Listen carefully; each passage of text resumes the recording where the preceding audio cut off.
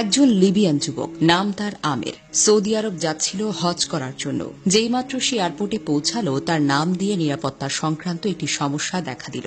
নিরাপত্তা বাহিনীর লোকেরা তাকে বলল, একটু অপেক্ষা করো, আমরা চেষ্টা করছি সমস্যাটা সমাধান করতে। এই সময় অন্য সব হাজিরা তাদের প্রক্রিয়া শেষ করে প্লেনে উঠে পড়ল, আর প্লেনের দরজা বন্ধ হয়ে গেল। কিছুক্ষণ পর সমস্যা ঠিক হয়, কিন্তু পাইলট দরজা খুলতে রাজি হল না। প্লেন চলতে শুরু করলো এবং আমেরকে ফেলে রেখে উড়ে গেল। অফিসার তাকে সান্ত্বনা দিয়ে বলল, মন খারাপ করো না, হয়তো এটা তোমার ভাগ্যেই ছিল না। কিন্তু আমিরের জন্য ছিল অটল বিশ্বাস। সে উত্তর দিল, আমার নিয়ত হজের, ইনশাআল্লাহ আমি যাবই। হঠাৎ খবর এলো প্লেনটিতে যান্ত্রিক সমস্যা হয়েছে, সেটি ফিরে আসছে। প্লেনটা ফিরে এলো, মেরামত করা হলো, কিন্তু তাও পাইলট আমিরের জন্য দরজা খুলতে রাজি হল না। অফিসার আবার বলল, হয়তো তোমার ভাগ্যে নেই। কিন্তু আমির ছিল দৃঢ় প্রতিজ্ঞ, স্থির ও দৃঢ়চেতা। সে বলল, আমার নিয়ত হজের, ইনশাল্লাহ আমি যাবই যাব। প্লেন আবার উড়ে গেল।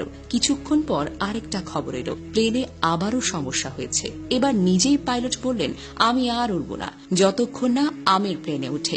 শেষ পর্যন্ত আমের প্লেনে উঠল। সৌদি এয়ারপোর্ট থেকে সে একটি ভিডিও করল। তার আনন্দ ছিল বর্ণনার বাহিরে। এই ঘটনা আমাদের কি শেখায় জানেন? নিয়ত যদি হয় খাঁটি আর ইমান যদি হয় পর্বতের মতো অটল, তাহলে আল্লাহ এমন দরজা খুলে দেন যা মানুষ কল্পনাও করতে পারে না।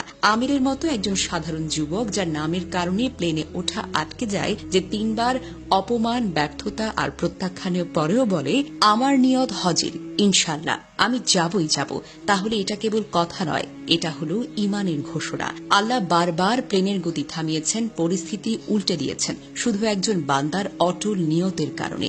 এটাই হলো ইমানের শক্তি। আল্লাহ নিজেই বলেছেন, যে আল্লাহকে ভয় করে তিনি তার জন্য উত্তরণের পথ করে দেন। সূরা তালাক আয়াত সংখ্যা 2। আল্লাহ যার জন্য যা চান তার জন্য সহজ করে দেন। সূরা আলা আয়াত 8।